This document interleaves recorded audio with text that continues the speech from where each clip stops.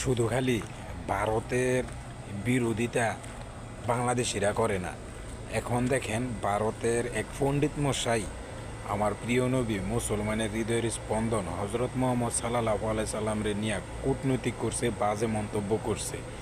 এখন অল বিশ্বে যত মুসলমান আছে, মুসলমানরা ইন্ডিয়ার বিরুদ্ধে চলে গেছে।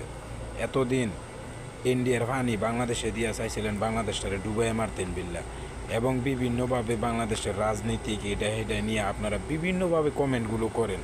তো বাংলাদেশিরা সবসময় আপনাদের বিরোধিতা করে। এখন দেখেন আপনাদের ভাব কী পরিমাণে বাদ কি হইলে মনে করেন যে ডাক্তাররে দর্শন কইরা মাইরা লাইছে, এটার বিচার পর্যন্ত মোদি দাদাই করতেছে না। এখন আবার আমার নবীরে নিয়া তারা গালিগালাজ দেয়, অপবাদ দেয়, তাদেরকে সাহায্য করতে হইব। অল বিশ্ব মিল্লায় ইন্ডিয়ারে সাহায্য করতে হইব। আপনারা এটার পক্ষে